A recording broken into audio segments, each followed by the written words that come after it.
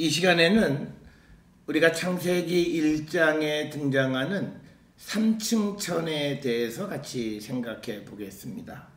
3층 천은 말 그대로 하늘을 세 층으로 나누는 것, 그렇게 우리가 이해할 수 있는데, 이 3층 천은 단순히 하늘만이 아니라 이 우주 전체를 세 부분으로 나누는 그런 지난번에 한번 봤던 삼중구조, 그것에 의해서 생겨난 하늘에 관해서 3층 천으로 그렇게 부르게 됩니다.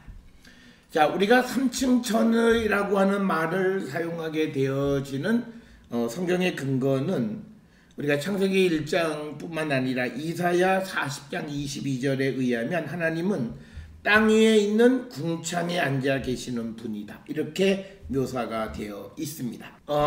이사야 40장 22절에 그는 땅 위 궁창에 앉으시나니 땅에 사는 사람들은 메뚜기 같으니라. 그가 하늘을 차일같이 펴셨으며 거주할 천막같이 치셨고, 이렇게 기록이 되어 있습니다.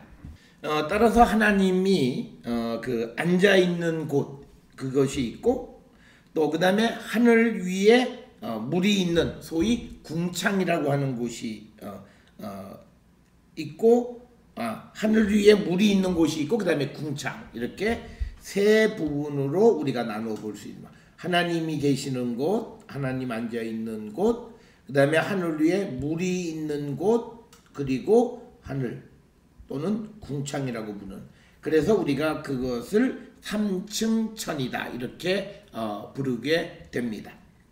3층 천에 관한 지도는 지금 보시는 것처럼 이렇게 우리가 그림을 그릴 수 있는데 아마 희미하게 보이실 겁니다. 보통 여기가 하늘이 되겠고요. 그 다음에 그 위층이 하늘 위에 물이 있는 곳이 되겠고, 그 다음에 제일 꼭대기가 하나님이 앉아 계시는 곳. 그래서 하늘을 셋으로 나누어서 부른다라고 하는 것. 그래서 3층 천이다, 이런 용어가 사용이 되어졌고요.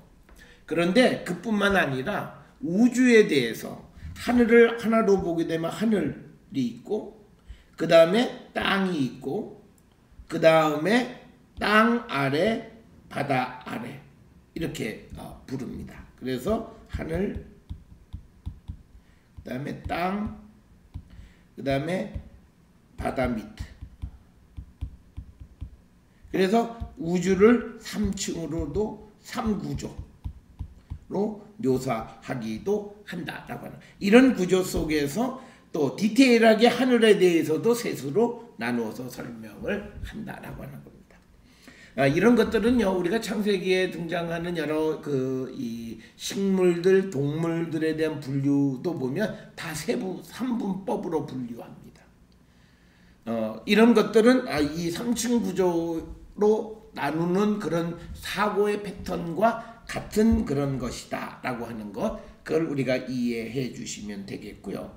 자, 그래서 우리가 조금 전에 보았던 것처럼 출애굽기 20장 4절을 한번 보시겠습니다. 출애굽기 20장 4절에 너를 위하여 새긴 우상을 만들지 말고, 또 위로 하늘에 있는 것이나 아래로 땅에 있는 것이나 땅 아래 물 속에 있는 것에 어떤 형상도 만들지 말라. 형상을 만들지 말아야 되는데, 첫째는 하늘에 있는, 그 다음에 땅에 있는, 그리고 땅 아래 물 속에 있는. 그래서 앞에서 설명드렸던 우주를 3중 구조로 보고, 그 우주 속에서 하늘을 다시 궁창, 물이 있는 곳, 하나님이 계신 곳, 이렇게 셋으로 나누는 것들을 우리가 성경을 통해서 볼 수 있습니다. 그래서 이런 이 3층 우주관은 시편 33편 6절 8절, 시편 115편 15절에서 17절 등에 나타나고 있습니다. 먼저 우리가 시편 33편을 보시겠습니다. 시편 33편 6절부터 7, 8절에 보면 여호와의 말씀으로 하늘이 지음이 되었으며 그 만상을 그 입기운으로 이루었도다. 그가 바닷물을 모아 무더기같이 쌓으시며 깊은 물을 곳간에 두시도다. 온 땅은 여호와를 두려워하며 세상의 모든 거민들은 그를 경외할지어다. 즉 6절, 7절, 8절에서 하늘, 바닷물 그리고 땅 세 부분으로 언급이 되어 있다. 그래서 3층 우주관을 반영하고 있다. 이렇게 말씀드릴 수 있습니다.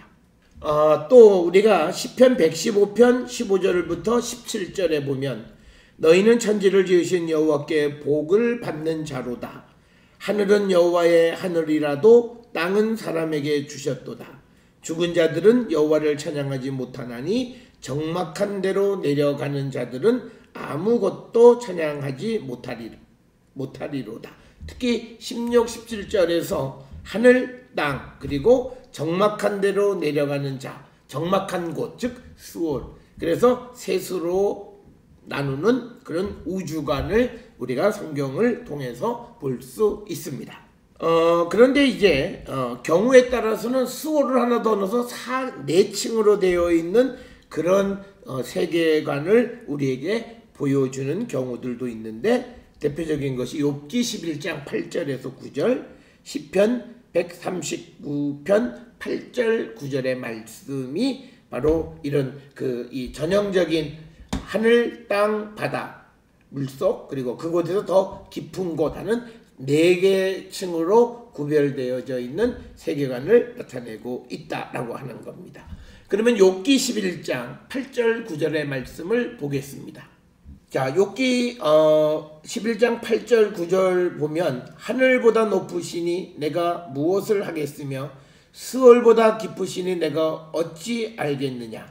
그의 크심은 땅보다 길고 바다보다 넓다. 그러니까 이 지금 8절 9절에 보면 하늘, 땅, 바다 그리고 스월 이렇게 표시가 되어 있어서 하늘과 땅과 바다라고 하는 기본적인 삼중의 구조에다가 바다 가운데 더 깊은 곳이라고 하는 스월을 나타내서 사중 구조로 묘사하는 부분들도 우리가 성경을 통해서 볼 수가 있습니다. 그것과 또 같은 구조가 시편 139편 8절 9절의 말씀입니다. 내가 하늘에 올라갈지라도 거기 계시며 스월에 내 자리를 펼지라도 거기 계시리이다.